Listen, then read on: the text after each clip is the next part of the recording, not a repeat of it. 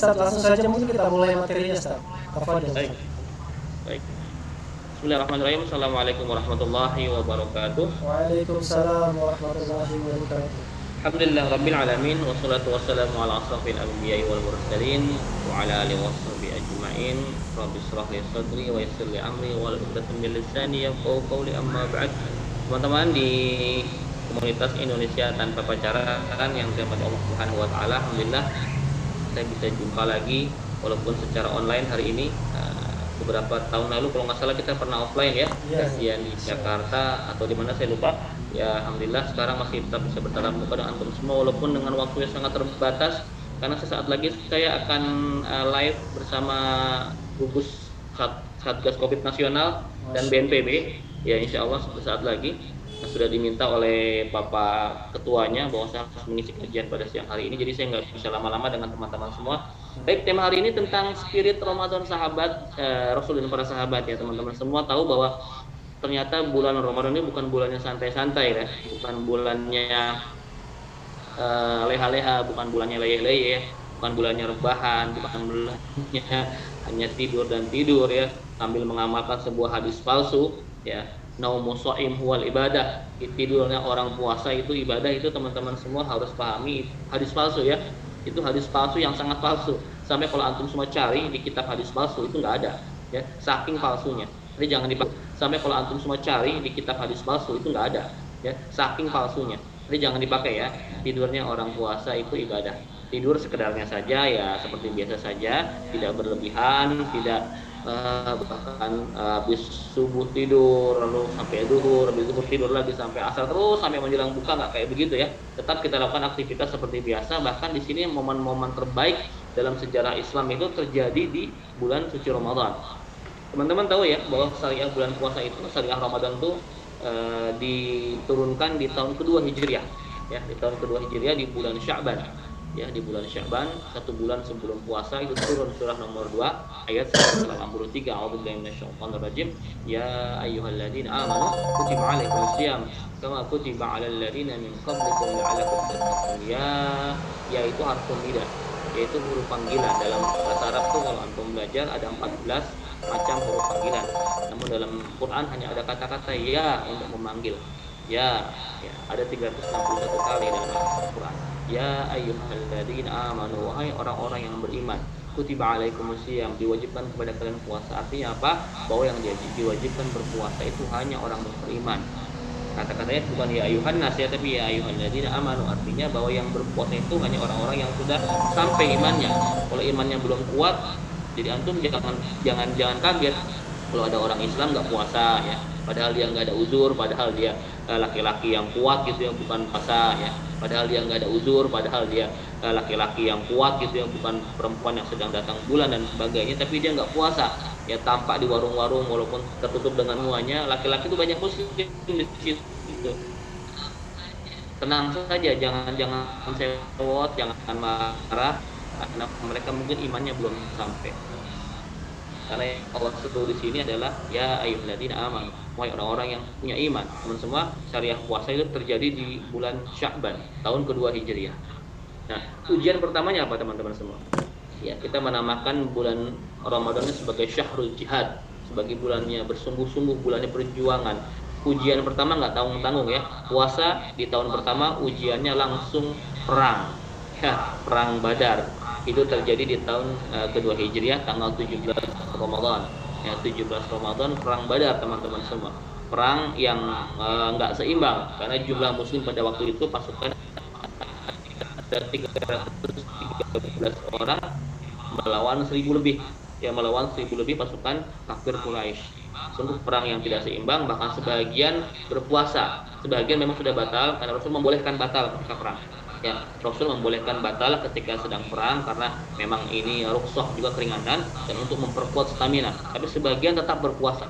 Jadi ujian bagi teman-teman sahabat-sahabat Rasul yang berpuasa pada waktu itu, di waktu pertama puasa mereka, di tahun pertama puasa adalah perang melawan kafir Quraisy. Masya Allah, dengan semangat Ramadan, ya, semangat perjuangan di bulan Ramadan, mereka bisa mengalahkan 1000 orang itu. Ya. Dikalahkan 1000 orang dengan 313 orang saja. Ya, karena pada waktu Allah Subhanahu wa taala membantu dengan menurunkan 5000 malaikat ya untuk membersamai kaum muslimin. Itu tahun pertama, tahun kedua Hijriah maksudnya. Setelah kekalahan di perang Badar, ternyata orang-orang kafir Quraisy ini agak dendam ya. Mereka kembali lagi menantang Rasulullah dan para sahabat untuk berperang di Bukit Uhud ya, di tahun ke-3 Hijriah teman-teman semua. Di Bukit Uhud pun ini kejadiannya hampir sama. Umat Islam hampir saja memenangkan pertempuran. Namun ketika akan menang, ada tindakan indisipliner dari sebagian sahabat yang standby di atas bukit, pasukan pemanah ya, melihat di bawah sudah menang ya, sudah akan siap untuk membagi-bagi ghanimah gitu ya, merebut ghanimah. Mereka yang di atas tuh merasa ngiri, jadi kita kalau nggak ke bawah nggak akan kebagian nih ya, kita harus segera ke bawah. Akhirnya pos tersebut ditinggalkan, para sahabat turun ke bawah untuk ikut mengambil ghanimah. Nah ini dimanfaatkan oleh orang panglima musuh bernama Khalid bin Walid, waktu itu belum masuk Islam. Dia langsung mengajak pasukannya untuk naik muslim dari atas kocar kacir. Banyak yang syahid juga, sampai Rasulullah SAW pun pelipisnya berdarah teman-teman.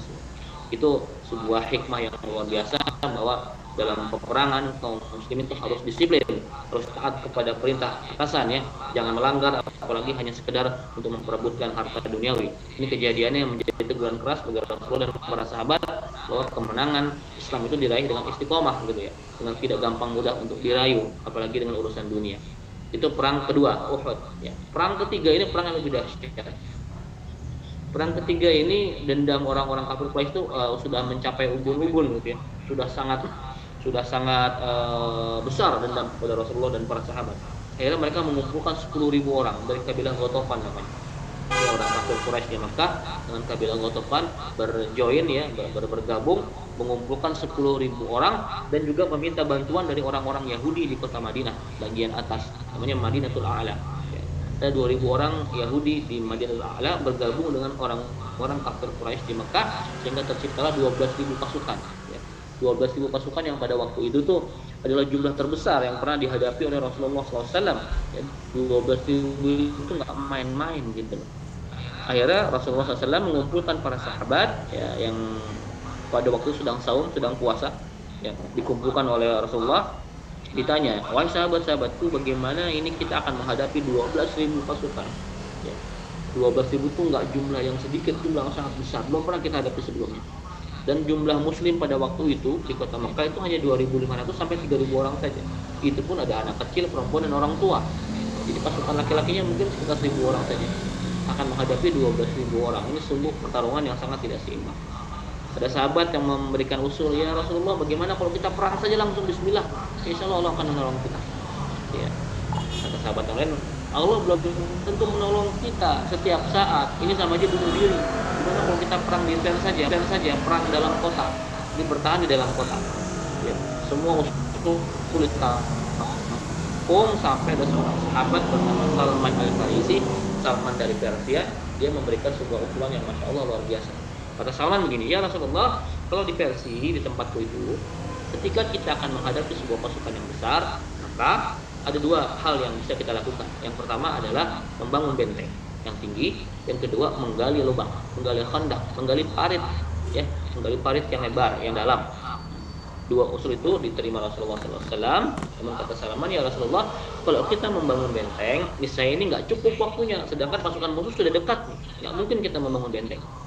Cara yang paling mungkin adalah dengan menggali lubang, menggali parit di kota Madinah, di sepanjang utara kota Madinah. Karena pada waktu itu di Madinah bagian selatan itu konturnya tertutup dengan bukit-bukit, Masya Allah ya. Itu bukit-bukit bisa menjadi benteng, bahkan ditambah oleh pagar-pagarnya kebun kurma orang Yahudi.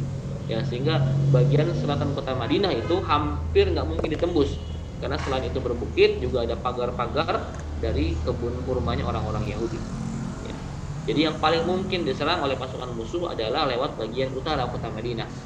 Bagian utara kota Madinah, karena itu diputuskan akan menggali parit yang sepanjang sekitar 5 km di bagian utara kota Madinah. Antum tahu hari itu sedang bulan puasa, hari itu Madinah sedang paceklik, sedang kesulitan makanan, sampai mereka hanya sahur dengan 1 butir kurma dan seteguk air. 1 butir kurma dan seteguk air. Kurma yang tidak dimakan teman-teman semua, tapi dihisap-hisap supaya lama habisnya, seperti kita menghisap permen ya. Kadang-kadang hanya dengan gandum yang sangat sedikit ditetesi dengan minyak panas. Ya, gandum yang ditetesi dengan minyak panas. Ya. Kenyang enggak, seret iya gitu ya. Jadi memang pada waktu itu dahsyat sekali kondisi paceklik yang luar biasa sehingga para sahabat itu begitu kelaparan. Ya sudah kelaparan disuruh menggali lubang ya. Menggali lubang pun bukan tanah-tanah yang tanah kayak di Indonesia gitu ya, tanah merah, tanah lembek gitu ya. Ini tanah-tanah keras, batuan gurun pasir yang harus dikerjakan untuk menggali sepanjang utara kota Madinah. Berapa panjangnya, berapa lebarnya? Lebarnya kata para ahli sejarah, ketika kuda musuh meloncat, dia nyebur. Jadi harus lebih besar, lebih lebar dibanding loncatan kuda. Berapa itu? 5 meter kira-kira. Jadi kuda itu nggak mungkin loncat melebihi 5 meter secara umum. Loncatan kuda tidak mungkin lebih dari 5 meter. Lalu berapa kedalamannya? Dihitung oleh para ahli sejarah. Kalau kuda nyemplung gitu ya, kuda terjatuh, maka dia nggak bisa naik lagi ke atas. Itu sekitar 3 meter. Berarti 5 meter lebar, kedalaman 3 meter, dan panjang sekitar 5 km di sepanjang utara kota Madinah. Masya Allah teman-teman semua, ini sebuah pekerjaan yang amat sangat sulit dilakukan di bulan puasa. Tapi Rasulullah Shallallahu Alaihi Wasallam walaupun sedang puasa, walaupun sedang kelaparan, dia tetap mengobarkan semangat jihad kepada para sahabatnya. Sampai beliau pun ikut masuk ke dalam lubang tersebut untuk menggali teman-teman semua, untuk menggali lubang tersebut sampai para sahabat itu seperti bernyanyi, seperti bernasyid untuk menggelorakan semangat sahabat-sahabat yang lain. Lau qadna wan nabiyyu ya'mal lakana min al-'amalil mudallal. Jika saja Rasulullah SAW ikut bekerja bersama kita dan kita santai-santai saja, maka kita termasuk orang-orang yang sesat, orang-orang yang lalai. Itu kata mereka untuk memotivasi sahabat-sahabat yang lain bahwa ini loh, Rasul kita saja, Pak, pemimpin kita saja, Pak, ikut bekerja bersama menggali lubang. Jadi Rasulullah itu bukan tipikal pemimpin yang kayak mandor gitu ya, yang asal tunjuk enggak. Beliau ikut masuk ke dalam lubang bersama-sama menggali parit, masya Allah. Ya. Sampai suatu ketika ada sebuah peristiwa yang sangat terkenal ya. Ketika itu para sahabat menemukan sebuah batu besar yang tidak bisa didorong, tidak bisa dihancurkan, tidak bisa digeser gitu. Mereka mengadu kepada Rasulullah ya. Ya Rasulullah, kami menemukan sebuah batu besar, nggak bisa dihancurkan, nggak bisa digeser. Bagaimana caranya? Lalu Rasulullah mendekati batu tersebut, kemarikan beliau kalian, kemarikan tapak kalian. Ya. Bismillah ya Allah Akbar. Ketika mengangkat tangannya untuk Shallallahu Alaihi Wasallam dan para sahabat menyaksikan bagaimana Rasul mereka ternyata perutnya diganjal dengan batu. Para sahabat waktu itu kelaparan juga, perut juga sama diganjal dengan satu batu. Tapi Rasulullah SAW pas tersingkap perutnya, beliau ternyata diganjal dengan 2 batu. Artinya Rasulullah SAW waktu itu adalah manusia yang paling lapar di antara para sahabat. Para sahabat menunduk sebagian menangis sedih. Kenapa Rasul kami, pemimpin kami seperti ini? Begitu. Akhirnya Jabir bin Abdullah nggak tahan dengan kesedihannya, beliau datang ke rumahnya, nyamper ke istrinya, istriku, kita punya apa di rumah untuk makanan berbuka puasa nanti? Kata istrinya, kita hanya punya segenggam gandum suamiku dan anak kambing kecil kurus itu. Baik, tolong gandum itu dibuat jadi roti, saya akan potong anak kambing ini, kita akan buat gulai ya, semacam gulai kambing gitu ya. Masya Allah ya teman-teman semua. Akhirnya selesailah dengan gandum 1 genggam dan anak kambing kecil dipotong, diolah menjadi gulai, dibuatlah roti isi gulai ya, seperti roti canai isi kambing gitu ya. Semua ada 3, jadi 3 potong roti kambing isi kambing gitu ya teman-teman. 3 potong roti yang hanya cukup untuk Rasulullah, Jabir dan istrinya. Akhirnya Jabir dengan sangat sukacita mendekati Rasulullah SAW. Ya Rasulullah, izinkan malam ini aku menjamu engkau berbuka puasa ya, menjamu engkau berbuka puasa. Tapi mohon maaf ya Rasulullah, kami cuma punya 3 porsi nih, untuk engkau, untuk aku dan istriku. Jadi tolong jangan teriak-teriak ya, ya diem-diem aja gitu, jangan sampai yang lain tahu. Apa Rasulullah SAW? Beliau berdiri lalu dengan sangat lantang mengucapkan, wahai sahabat-sahabatku, alhamdulillah ya, nanti malam kita akan dijamu oleh sahabat kita Jabir bin Abdullah di rumahnya untuk berbuka puasa. Silakan semua datang ke rumah Jabir. Begitu kata Rasulullah SAW. Jazakumullah khairan katsira Jabir. Semoga Allah membalas pahala yang berlipat ganda, kata Rasulullah kepada Jabir bin Abdullah. Jabir bukannya senang, tapi beliau panik dan gugup. Ya Rasulullah, kan sudah aku bilang cuma ada 3 porsi, mana cukup untuk hampir 3.000 orang itu ya. Hampir penduduk Madinah 3.000 orang, nggak mungkin cukup untuk menjamu mereka. Kalau rumah sangat kecil. Rasulullah seakan tahu kegalauannya Jabir, beliau menepuk pundaknya. Jabir tenang, biar ini urusanku, kata Rasulullah SAW. Masya Allah. Akhirnya Rasulullah, Jabir dan para sahabatnya datang ke rumah Jabir. Langsung nyuruh Jabir dan istrinya mengambil baskom ya, wadah begitu, dimasukkan 3 potong roti tadi di dalamnya, lalu ditutup dengan kain di atasnya. Baskom ditutup dengan kain, di dalamnya ada 3 buah roti. Rasulullah keluar memanggil sahabatku, masuk 10-10. Udkhulu ashran. Masuk 10-10. 10 pertama masuk, teman-teman. 10 pertama masuk, ngambil 1 sampai kenyang, kata Rasulullah. Diambil sampai kenyang. 1, 2, 3 sampai 10 orang semua sudah kenyang. Ya, ternyata rotinya juga masih terus ada. Jabir itu makin bingung, ini kok bisa 10 yang kedua, 10 yang ketiga, 10 yang keempat, sampai hampir 3.000 orang itu tercukupi oleh hanya 3 potong roti. Dan ketika semua sudah kenyang, para sahabat, dibukalah yang terakhir baskom tersebut, dan roti yang tadi awal memang 3 buah saja masih utuh. Inilah mukjizatnya Rasulullah SAW, ternyata beliau bisa menggandakan makanan. Kenapa enggak dari tadi gitu ya, pertanyaan kita ya. Kenapa enggak berdoa tiap hari gitu ya, Rasulullah tolong cukupkan kami, jangan buat kami kelaparan. Kenapa Rasul enggak berdoa begitu tiap hari? Mungkin pertanyaan kita kayak gitu ya. Ternyata tidak, teman-teman. Rasulullah SAW itu lebih rela berlapar-lapar bersama para sahabatnya untuk menseleksi para sahabatnya, untuk ngetes, untuk audisi para sahabatnya, siapa saja yang setia berjuang bersama Rasulullah SAW ketika dalam kondisi sedang dalam penderitaan seperti itu. Oke, insyaallah teman-teman semua, itu kejadian di bulan Ramadan. Ketika itu Rasulullah SAW mengangkat beliung, teman-teman semua, dalam kondisi yang masih lapar ya, beliau menghantam batu yang tadi tidak bisa digeser ya, dalam kondisi yang sedang prihatin. Apa yang dikatakan Rasulullah SAW sambil terus bersemangat memotivasi, kata Rasulullah begini, aku diberi kunci negeri Syam ya. Dari tempat ini aku bisa melihat istana merahnya, dan suatu saat umatku akan sampai ke sana. Dihantam batu itu mulai pecah sedikit merekas sedikit, diangkat lagi ke tangan beliau ya, bismillah ya Allahu Akbar, aku diberi kunci negeri Persia. Dari tempat ini aku bisa melihat istana putihnya di Madain ya, Ctesiphon ya. Dan aku yakin suatu saat umatku akan sampai ke sana. Dihantam lagi batu tersebut, terbuka lebih lebar. Masya Allah. Diangkat lagi tangan beliau, bismillah ya Allahu Akbar, aku diberi kunci negeri Yaman.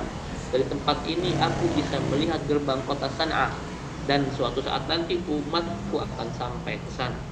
Lalu dihantam kembali batu tersebut dan hancur berkeping-keping.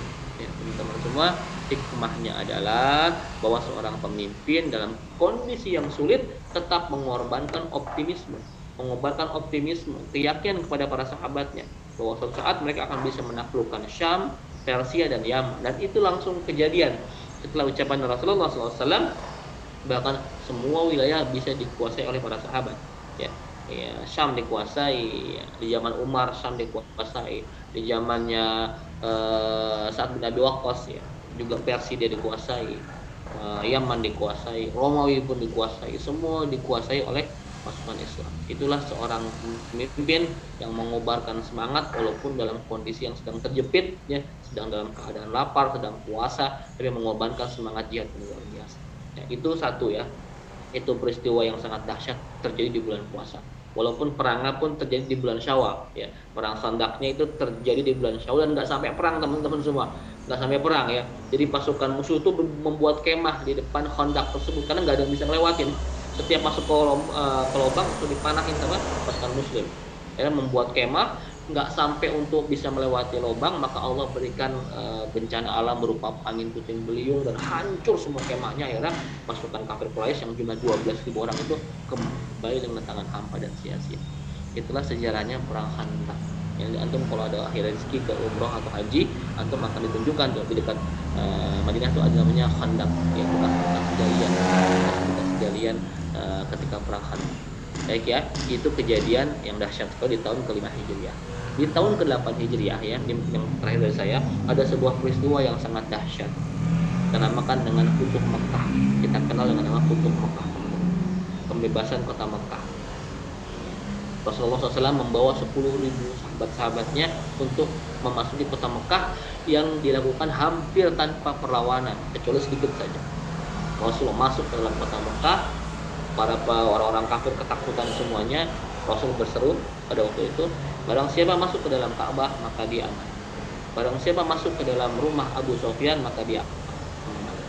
Masya Allah ya teman-teman semua, Abu Sufyan seorang kafir yang terpisah di antara 3 orang-orang kafir yang sangat memusuhi Rasulnya, Abu Jahal, Abu Lahab, Abu Sufyan. Tinggal Abu Sufyan di sini. Akhirnya karena kebaikan Rasulullah, ya beliau pun masuk Islam. Abu Sufyan. Hal pertama yang dilakukan Rasulullah SAW ketika Futuh Mekah apa? Beliau menghancurkan 360 berhala yang ada di sekeliling Ka'bah, teman-teman. Artinya apa? Bahwa yang pertama Rasul lakukan adalah menghancurkan kesyirikan. Ya, menghancurkan kesyirikan. Yang hari ini di Indonesia kita sudah mulai agak ngeri-ngeri sedap, teman-teman semua. Ya, kaum liberalis dan kaum Islamophobia yang mengkampanyekan nih kesyirikan yang diupdate kekinian gitu ya. Yang terakhir mungkin teman-teman tahu ya, yang ngocek-ngocek begini ya di Mandalika ya teman-teman ya, pawang hujan itu menjadi heboh sedunia bahkan internasional ya. Negeri yang majority Muslim, yang mayoritas Muslim, tapi masih percaya sama pawang hujan, masih percaya kepada selain Allah Subhanahu Wa Taala. Ya walaupun si pawang itu menyebutnya sebagai AC besar di langit dan dia yang pegang remote-nya begitu ya. Sebuah pembodohan publik yang luar biasa. Saya bersuara kencang dan beresiko dimaki-maki sama buzzer luar biasa. Ya, saya dimaki-maki walaupun saya bilang Indonesia sedang darurat akidah ini. Dimaki-maki habis-habisan saya. Alhamdulillah ada saudara kita nih sama anak bangsa, seorang pendeta namanya Pendeta Gilbert ya. Pendeta Gilbert ngomong juga lebih kencang dibanding saya ngomongnya. Dibilang Indonesia dibodohi oleh mereka. Kencang sekali, antum share videonya dan saya sangat appreciate itu teman-teman semua, keren di pendeta ya. Saya posting ulang di Twitter saya lihat tidak ada sama sekali buzzer yang nyerang itu pendeta. Saya bilang kalau yang posting itu saya, kalau yang ngomong itu saya atau ulama lain mungkin pasti habis diserang oleh buzzer, tapi karena yang ngomong pendeta aman sentosa. Teman-teman semua membuktikan apa? Bahwa mereka tuh benci sama umat Islam, benci sama syariah Islam. Ya termasuk teman-teman di TPI ini ya. Dan juga berjuang teman-teman untuk campaignkan Indonesia tanpa pacaran, diserang habis-habisan ya. Sama seorang politisi PSI ya, Amar Amani yang pernah kita head to head saya tweet war dengan yang bersangkutan tentang masalah ini teman-teman. Semua ini nggak bisa dibiarkan, apalagi sekarang sedang mengejala ya FWB ya, friend with benefit teman-teman semua. Ini dahsyat ini, sampai ada komunitas di Twitter. Oh, saya pernah buka itu, saya lihat itu gila isinya. Ya, seperti mereka melegalisasi free seksual ya, perzinahan yang dilegalisasi. Ini mengerikan sekali teman-teman semua. Jadi antum semua hari ini di ITP punya tugas yang sangat berat sekali. Ya, kita ini perang dengan banyak musuh teman-teman semua. Sekarang yang mulai yang mulai diserang. Kalau dulu kita berdebat masalah ikhtilaf, ya masalah perbedaan ya, masalah perbedaan furu ya. Kunut nggak kunut, maulid nggak maulid gitu ya, tahlil nggak tahlil, itu udah perdebatan yang kayak begitu. Sekarang perdebatannya nggak begitu lagi. Jadi orang-orang liberal, orang Islamophobia itu sudah mulai berani untuk menyinggung hal-hal yang sudah final. Contoh pernikahan beda agama, ya Indonesia sudah jelas dilarang pernikahan beda agama. Undang-Undang Nomor 1 Tahun 74 Pasal 2, pernikahan harus seiman. Tapi mereka sudah mulai menggoyang-goyang. Dimulai di Semarang, kemarin ada pada foto viral seorang ukti berjilbab gitu ya, foto dengan suaminya orang Nasoro dengan pendeta dalam gereja. Ditambah ada seorang staf sus presiden ya, ikut juga mengkampanyekan pernikahannya beda agama. Ya. Jadi yang diserang sekarang teman-teman semua pernikahan beda agama, ya, pernikahan. Lalu masalah pacaran juga, masalah free friend with benefit, masalah child free, masalah hijab teman-teman semua. Hijab saja yang sudah jumhur sepakat ini adalah kewajiban bagi seorang muslimah kembali diserang. Selalu dikambing hitamkan jilbab. gitu. Dibilang mengekang ekspresi lah, mengekang kebebasan para perempuan dan sebagainya, sampai ada World No Hijab Day ya. Kemarin ada seorang ngaku ustadz di Medan begitu ya, dia dengan bangga memposting bahwa istrinya telah melepas jilbab, telah berhasil memerdekakan dirinya dari belenggu jilbab. Ya Allah ya semua, ini tugas kita bareng-bareng untuk sama-sama kita bersuara di sosial media ketika ada peristiwa-peristiwa terutama yang berhubungan dengan umat Islam, dengan syariat Islam, maka antum bersuara. Ya, makanya saya ini nggak, teman-teman tahu saya ini kan nggak bisa diam orangnya. Saya ini bukan tipikal ustadz yang cuma dakwah dakwah begitu, nggak. Saya ini tipikal orang yang memang nggak bisa diam kalau ada sesuatu yang greget gitu. Ya, teman-teman tolong dibantu ya, karena nggak mungkin saya berjuang sendirian ya. Tolong dibantu, tolong disupport juga ketika saya posting atau apapun, kita support ya. Saya pengen kita ini garda terdepan. Ini kita sedang berjihad ya teman-teman. Ya, kita sedang berjihad di sosial media. Ya, bukan berjihad, kita lihat jihad di sosial media. Perang opini. Kenapa? Karena opini keburukan yang dibiarkan, yang nggak didiamkan oleh kita, nggak dikantor oleh kita, maka itu akan menjadi sebuah kebenaran. Saya ulangi ya, keburukan yang kita diamkan lama kelamaan akan menjadi sebuah kelaziman, dan lama kelamaan akan juga menjadi sebuah kebenaran. Sebaliknya, kebenaran yang tidak dikampanyekan, yang tidak disuarakan, maka kebenaran itu akan menjadi sebuah barang yang aneh, barang yang langka, bahkan mungkin suatu saat kebenaran akan menjadi sebuah kebatilan di mata mereka. Seperti kita sekarang ya, kalau kita bilang kan nggak pacaran nih, ini memang syariah kan, syari nggak pacaran, kita langsung harus menikah, tapi dibilang menjadi sebuah barang aneh hari ini kan. Hari gini nggak pacaran, kata Samara, kering gitu ya, kering dia bilang gitu. Ini teman-teman semua, ini yang harus kita lawan teman-teman. Jangan sampai kebenaran karena kita nggak suarakan itu akan tenggelam oleh kebatilan yang mereka suarakan terus-menerus. Ya, semangat berjuang, ini bulan jihad, tetap berjihad tapi dengan cara-cara yang santun, yang elegan, yang berakhlakul karim. Demikian teman-teman di ITP, mohon maaf terburu-buru sekali saya. Waktu kita sudah tidak cukup lagi. Insya Allah nanti kapan-kapan kita lanjutkan diskusi yang menarik ini. Terima kasih, saya kembalikan kepada moderator. Assalamualaikum warahmatullahi wabarakatuh. Waalaikumsalam warahmatullahi wabarakatuh. Baik, alhamdulillah materi yang sangat luar biasa dari guru kita Ustaz Hilmi Firdaus. Semoga apa yang disampaikan bisa menambah jiwa kita di bulan suci Ramadan ini. Mengenai tadi beliau menyampaikan bahwa tentang spirit Ramadan Rasulullah dan para sahabat dengan penuh keyakinan walaupun dalam keadaan terhimpit di medan perang. Kemudian tambahan juga. Baik, saya pamit ya, Mas Akhi. Ya, saya pamit. Mohon maaf, terima kasih atas perhatiannya. Terima kasih banyak. Saya pamit. Assalamualaikum warahmatullahi wabarakatuh. Waalaikumsalam warahmatullahi wabarakatuh. Semoga bisa menambah semangat giroh kita di bulan suci Ramadan ini. Baik teman-teman sekalian, saya kira untuk pertanyaan tidak ada ya, karena beliau lagi terburu-buru. Maka ada informasi yang perlu kami sampaikan dari komunitas Indonesia Pacaran, yaitu mengenai informasi kurban yang kemudian kembali diprogram oleh Indonesia Pacaran di tahun ini. Nah, tentang program meratakan distribusi kurban di daerah pedesaan Sulawesi yang jarang ada kurbannya, bahkan tidak ada kurbannya. Dan alhamdulillah program ini sudah berjalan 8 tahun yang kemudian dipelopori langsung oleh komunitas Indonesia Tanpa Pacaran. Alhamdulillah dengan adanya program ini masyarakat menyambut baik dengan gembira, bahkan peternak sapi memberikan sapinya dengan harga murah kepada kami. Dan selain murah, kami juga kemudian bisa mengelolanya agar program kurban ini bisa bernilai syiar dan tepat sasaran. Dan untuk kurbannya tahun ini yaitu sudah dibuka sejak sekarang dengan harga per orang itu cuma 1.580.000 per orang. Pembayaran kemudian bisa teman-teman lakukan menjelang Lebaran Haji nanti. Yang penting daftar sejak sekarang untuk dibuatkan lebih dahulu kelompoknya dan dipersiapkan stok sapinya. Insya Allah niatkan sejak sekarang, insya Allah pasti diberikan kemudahan untuk kita semua. Baik teman-teman sekalian, sekira cukup kita tutup kajian kita pada kesempatan hari ini. Semoga kemudian apa yang disampaikan Ustaz kita tadi dapat bermanfaat bagi kita semua. Kita tutup dengan istighfar 3 kali. Astagfirullahaladzim, astagfirullahaladzim. Billahi taufiq wal hidayah. Wassalamualaikum warahmatullahi wabarakatuh.